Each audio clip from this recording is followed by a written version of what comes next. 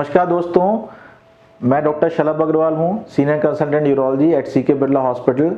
आज हम बात करेंगे प्रोस्टेट कैंसर प्रिवेंशन की। प्रोस्टेट कैंसर एक बहुत ही कॉमन कैंसर है।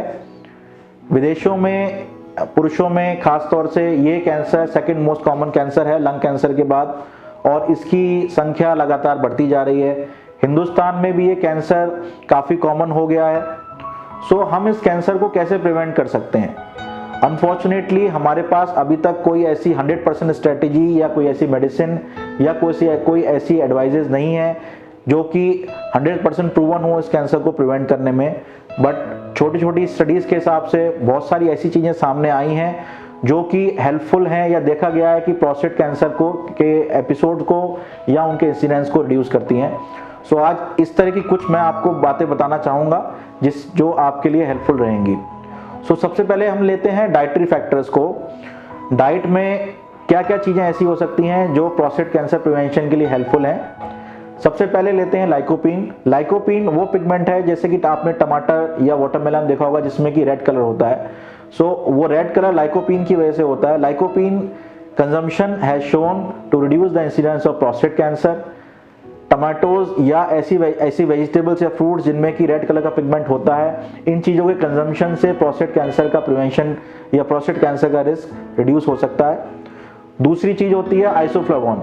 आइसोफ्लावोन एक बहुत स्ट्रॉन्ग एंटीऑक्सीडेंट है जो हमारे कई तरह के फूड्स में होता है, जैसे कि चनिया या फिर राजमा या फिर चने की दाल या फिर सोयाबीन वाले प्रोडक्ट्स। इनमें आइसोफ्लावोन की क्वांटिटी बहुत हाई होती है और इन चीज़ों का हमें कंजम्पशन डाइट में रेगुलर करना चाहिए।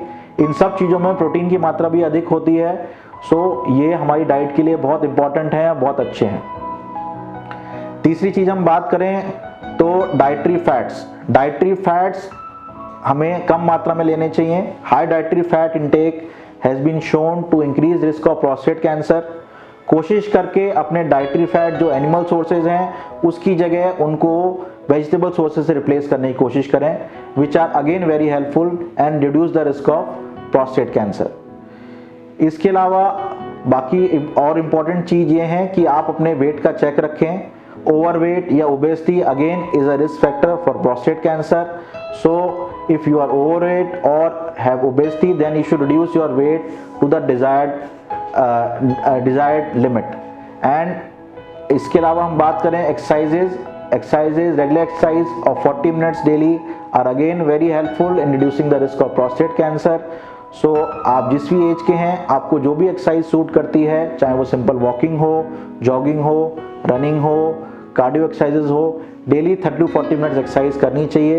एक्सरसाइज से बॉडी में बहुत सारे पॉजिटिव हार्मोन्स रिलीज होते हैं और प्रोस्टेट कैंसर और इसके अलावा बाकी और बीमारियों का, सब चीज़ों का रिस्क रिड्यूस होता है। Smoking again is a risk factor for prostate cancer. अगर आप स्मोकिंग करते हैं तो आपको स्मोकिंग रिड्यूस करनी चाहिए। इसके अलावा डाइट में एंटीऑक्सीडेंट्स जिससे कि फ्रेश फ्रूट्स और vegetables again are very important and very helpful in reducing the risk of prostate cancer. अगर समरी में या संक्षेप में बात करें तो एक बैलेंस डाइट जिसमें सफिशिएंट मात्रा में एंटीऑक्सीडेंट्स हों, फ्रूट्स हों, वेजिटेबल्स हों, प्रोटीन का इंटेक मॉडरेट हो, फैट का इंटेक कम हो, सॉल्ट का इंटेक कम हो, एक हेल्पफुल होती है प्रोस्टेट कैंसर प्रिवेंशन में। इसके अलावा आप स्मोकिंग, अल्कोहल रिड्यूस करें, अपना वेट चेक में रखें और रेगुलर एक्सरसाइज करें। अगर आपको शक है कि आपको प्रोस्टेट कैंसर हो सकता है या आपकी फैमिली में प्रोस्टेट कैंसर की हिस्ट्री है या आप इसके लिए बहुत ज़्यादा वरीड हैं, सबसे इम्पॉर्टेंट है कि आप यूरोलॉजिस्ट को कांटेक्ट करें। हम स्क्रीन करके देख सकते हैं कि आपको प्रोस्टेट कैंसर का रिस्क है या नहीं है। अगर प्रोस्टेट कैंसर का रिस्क है या स्क्रीनिंग में पॉजिटिव आता है तो फर्दर टेस्ट करके प्रोस्टेट कैंसर को ट्रीट करा जा सकता है। प्रोस्टेट कैंसर में ज़रूरी ये है कि हम इसको अर्ली स्टेज पे आइडेंटिफाई करके उसको ट्रीट करें, जिससे कि आपका prognosis in the terms of cancer या फिर लाइफ एक्सपेक्टेंसी बढ़ा रहे या नॉर्मल रहे। Thank you.